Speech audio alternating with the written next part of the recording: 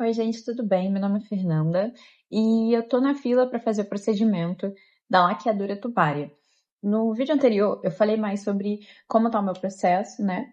E sobre a parte mais clínica mesmo, sobre os exames que me pediram, sobre qual o procedimento que você tem que fazer. Hoje eu resolvi vir dar mais um pouco do contexto, né? Do qual é a minha situação, porque resolvi fazer. Também falar um pouco a minha opinião sobre, né? Bom, gente, em primeiro lugar, eu tenho 29 anos, tá? Minha filha, ela tem 9 anos, ou seja, eu tive ela com 20 anos. Então, eu tive ela nova, né? Vamos dizer que nova. Eu ainda estava fazendo minha faculdade, ainda não tinha um emprego, assim, fixo, né? Então, eu meio que foi uma bagunça, né? Essa época que é pra gente focar no estudo, focar no trabalho, focar em ter uma profissão. Eu tava tendo que fazer os dois ao mesmo tempo. E assim, eu não fiquei com o pai da minha filha. Então eu tinha que cuidar dela em tempo integral, né? Tive, claro, o auxílio da minha mãe, do meu pai, meu irmão também me ajudou bastante. E algumas outras pessoas de rede de apoio, né? Tinha uma amiga também que sempre que eu precisava estar no hospital, ela ia comigo, né? Então, eu tive, graças a Deus, uma rede de apoio muito boa. Mas, assim, falar que não é difícil, que não foi complicado, é mentira. Márcia, muito obrigada. Você é aquela palavra que eu não posso falar. Bom, esse é o contexto, tá? Por isso eu escolhi.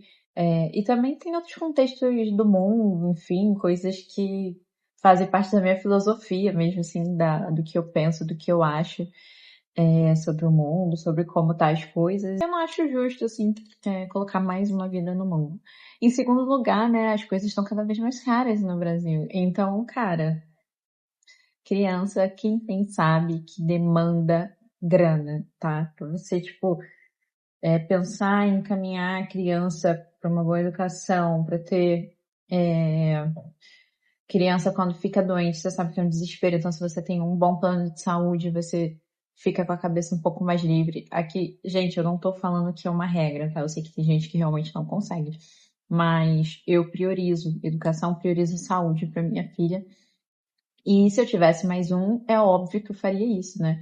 Então, assim, é algo que eu não quero. É algo que eu escolhi que eu não quero ter mais um gasto com esse tipo de coisa. Gente, eu não tô falando aqui, eu tô sendo realista, tá? Tô falando que muita gente às vezes não vai querer falar, mas tô sendo realista. É sobre você entender que você precisa ter um conforto, você merece ter conforto, você merece dar um conforto pro seu filho.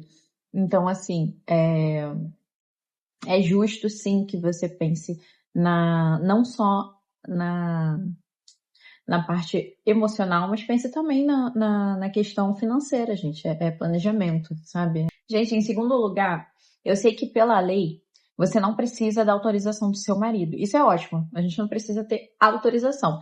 Mas eu acho que é necessário sim uma conversa. Por quê? Porque isso diz respeito não só a você, casal também, sabe? Porque não que ele. Não tô querendo dizer que ele vai ter que te dizer não faz e você não vai fazer. Mas se você tem certeza que você não, que você quer fazer esse procedimento, que você não quer mais ter filhos e se o seu marido não abre mão de ter mais filhos, isso vira uma conversa um pouco mais séria, né? Porque vocês estão com objetivos desalinhados. Então, eu acho que é sobre a gente alinhar objetivos. Aqui eu não tô falando que tem que terminar ou que tem que ceder, não tô impondo uma regra. Mas eu tô falando aqui sobre alinhar objetivos de vida, né? Alinhar vontades, alinhar desejos. A gente chega nos lugares com objetivos. E quando você tá com uma outra pessoa alinhando a sua vida, querendo chegar em algum lugar com essa pessoa, as duas pessoas têm que ter objetivos parecidos, né? Então isso faz parte desses objetivos e eu acho, sim, de extrema importância que isso seja conversado e alinhado. Ah, Fernanda, por que você não escolheu outro método? Porque eu não quero mais ter filhos. Eu não quero, eu tenho pavor de tacar um monte de hormônio de troço na minha corrente sanguínea. Quem me conhece sabe que eu sou meio chata com algumas coisas. Gente, eu não sou hipócrita, eu como uma besteira, um negócio, tá? De vez em quando, se você me ver por aí comendo besteira, vai falar, hipócrita, não.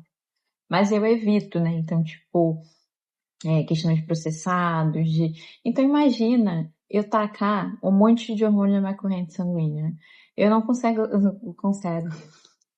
não consigo aceitar, cara. Então, assim, é uma coisa que pra mim era fora de não quero.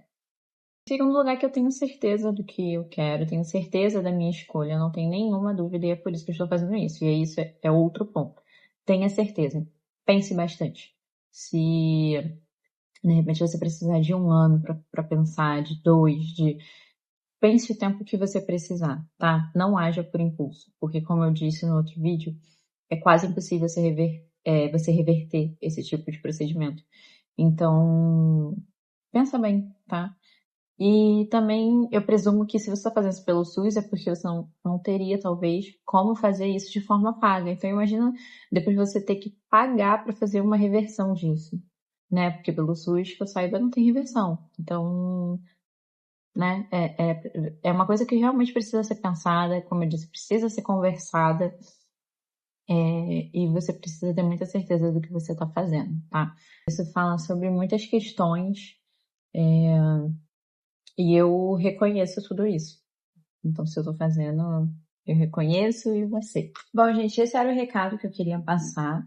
E, como sempre, se você tiver alguma dúvida, pode me mandar aí nos comentários que eu vou procurar conseguir responder. O que eu não conseguir, eu tento ver com algum profissional, mas você também pode estar indo a qualquer clínica da família, perguntando a algum profissional da área da saúde, para poder sanar as dúvidas mais técnicas, né? Que talvez eu não saiba dizer.